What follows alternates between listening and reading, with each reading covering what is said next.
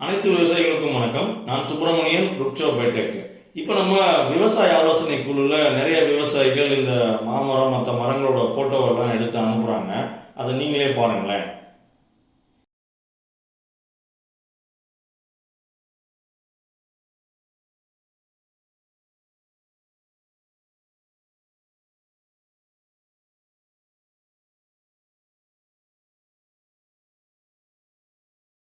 இப்போ இந்த ஃபோட்டோ அனுப்பிச்சிட்டு, சார் இது தேருமா தேராதா, இந்த மரத்துக்கு என்ன பண்ணலாம் அப்படின்ற மாதிரிலாம் கேட்குறாங்க. ஏப்பா நீ ஒரு டாக்டர் தானே? எஸ். என் சந்தேகத்தை கொஞ்சம் தீர்த்து வைங்க. இந்த அட்டாக் என்னன்னு பார்த்தீங்கன்னாக்கா, மேங்கோ ஸ்டெம் போரர்னு சொல்லுவாங்க. மா தண்டு துளைப்பான். இது வந்து எப்படி இருக்கும், இந்த இந்த துளைப்பான் வந்து எப்படி இருக்கும்னு பார்த்தீங்கன்னாக்கா, ஒரு மாதிரி ப்ரௌன் கலரில் இருக்கும். பெரிய கொம்பு, ஆண்டனான்னு சொல்லுவோம், பெரிய கொம்பு இருக்கும். மூஞ்சி பகுதி வந்து பார்த்தீங்கன்னாக்கா ஒரு மாதிரி பச்சை கலரில் இருக்கும். அதனுடைய பின்பக்கத்தில் வந்து பார்த்தீங்கன்னா ஆரஞ்சு கலரில் 2-3 ஸ்பாட்டட் ரவுண்டு இருக்கும். ஸோ இதுதான் வந்து அந்த போரர். இதோடைய சுழற்சி பார்த்தீங்கன்னா லைஃப் சைக்கிள் எப்படி இருக்கும்னாக்கா, இது முட்டை வந்து எங்கே வைக்கும் அப்படின்னு பார்த்தோம்னாக்கா, இப்போ இதுதான் மரம்னு வச்சுங்களேன்.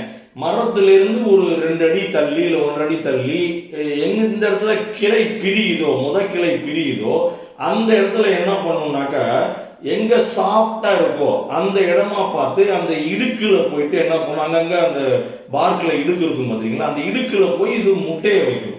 முட்டையை வச்ச உடனே அந்த முட்டை என்ன பண்ணும், கொஞ்சம் கொஞ்சமா வளர்ந்து கொளுத்த புழுவா மாறும்.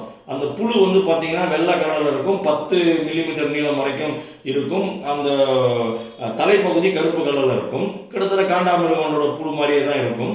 அது என்ன பண்ணும், உள்ளே போயிட்டு நல்லா தொலையிட்டு உள்ளே இருக்கிற அந்த பச்சைத்தன்மை, அதாவது ஜைலம் ஃப்ளோயம்னு சொல்லுவாங்க. ஜைலம் வந்து தண்ணியை கீழேருந்து மேலே கொண்டு போகும், ஃப்ளோயம் வந்து மேலேருந்து உணவுப் பொருட்களை கீழே கொண்டு போகும். அதை போய் சாப்பிடும். அது வந்து இந்த வைரம் பாஞ்சிருக்குன்னு சொல்கிறாங்களா, அதுக்குள்ளே போகாது. மேலாக இருக்க அந்த சைலம் புலயத்தில் வந்து உங்களுக்கு வந்து அது சாப்பிட ஆரம்பிக்கும்.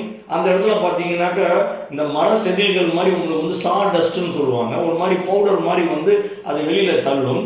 இது ரொம்ப எக்ஸ்ட்ரீம் ஸ்டேஜ் போச்சுனாக்கா என்ன ஆகுனாக்கா, அந்த மரமே அழுகுற மாதிரி, அம்மா என்னை காப்பாற்றுங்க அப்படின்ற மாதிரி அது என்ன பண்ணும், ஒரு மாதிரி சீல் மாதிரி, ஒரு மாதிரி அனிடியூ செக்ரீஷன் சொல்லுவாங்க, சாப்பு வந்து வடிய ஆரம்பிக்கும். அதுவே காப்பாற்றுங்க என்னால் முடியல அப்படின்னு சொல்கிற மாதிரி. அதுதான் எக்ஸ்ட்ரீம் ஸ்டேஜோட சிம்டமு. என்ன ஆகும்னாக்கா, அந்த தண்ணியும் உணவும் மேலே போகாதனால, கீழே வராதனால என்ன ஆகும், ஒரு பக்க கிளை மட்டும் மொத்தமாக காஞ்சி போகும். கொஞ்சம் கொஞ்சமாக அந்த மரம் வந்து எங்கெங்கெல்லாம் தண்ணி உணவு போல அந்த பக்கம்லாம் காஞ்சிக்கிட்டே போகும். ஃபர்ஸ்ட் இந்த பக்கம் காயும், அடுத்து அந்த பக்கம் காயும், அடுத்து நடுப்பகுதி காயும், அப்புறம் மொத்தமாக அந்த மரத்தையே நம்ம வந்து வெட்டி போடுற மாதிரி தான் இருக்கும்.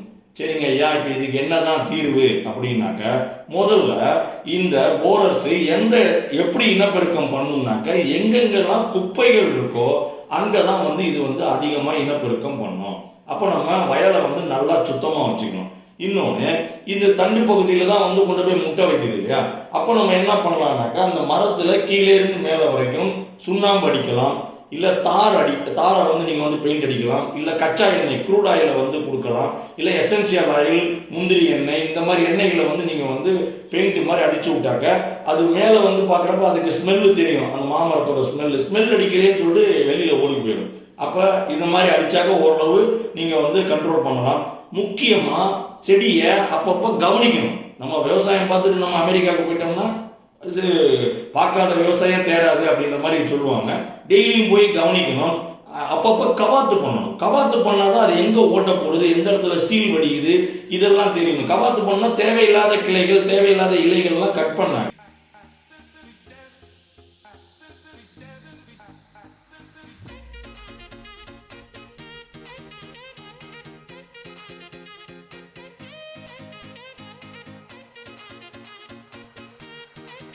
கரெக்டாக அந்த ஓட்டை தெரியும். அதுக்கப்புறம் ஃபிசிக்கல் மெத்தடை நீங்கள் கண்ட்ரோல் பண்ணலாம். அந்த ஓட்டை வழியாக நீங்கள் என்ன பண்ணலாம், அந்த சைக்கிள் ஸ்போக் இருக்குது பார்த்தீங்களா, அதை எடுத்து குத்தி அந்த புழுவை வந்து எடுத்து வெளியே தள்ளி விடலாம். பட் இதனால் பெரிய உங்களுக்கு வந்து பாதுகாப்பு கிடைக்காது.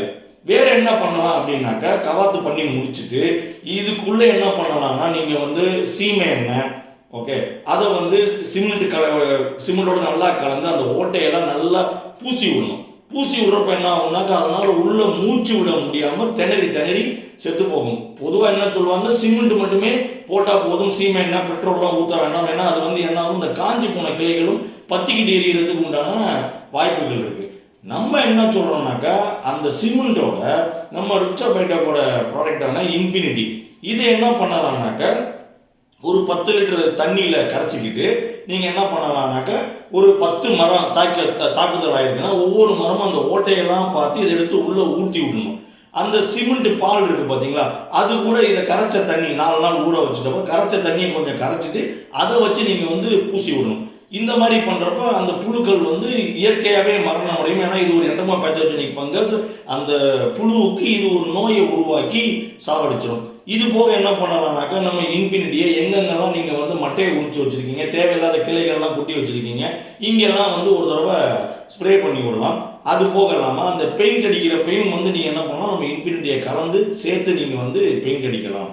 அப்புறம் நீங்கள் என்ன பண்ணலாம், இன்ஃபினிட்டியை ஒரு மரத்துக்கு 1 லிட்டர் அப்படின்ற விதத்தில் மொத்தம் எத்தனை மாமரமோ அத்தனை லிட்டர் தண்ணியில் கரைச்சி 4 நாள் ஊற வச்சுட்டு ஒரு மரத்துக்கு 1 லிட்டர்ன்ற விதத்தில் வேறு பகுதியில் ஊற்றி விடலாம். அப்போ நம்ம நுண்ணுயிர் அந்த மரம் ஃபுல்லாக பரவிடும்.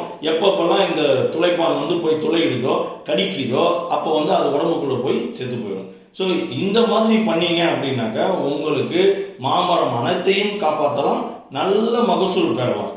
ஓகே, ஆகவே விவசாயிகளே, மாமர விவசாயிகளே மற்றும் மரக்கன்றுகள் வைக்கக்கூடிய விவசாயிகள் அனைவரும் இன்ஃபினிட்டியை நான் சொன்ன மெத்தடில் பயன்படுத்தி அனைத்து மரத்தையும் காப்போம், நல்ல மகசூல் எடுப்போம். ஓகேங்களா? நன்றி, வணக்கம், தேங்க்யூ. மேலும் விவரங்களுக்கு 6383417036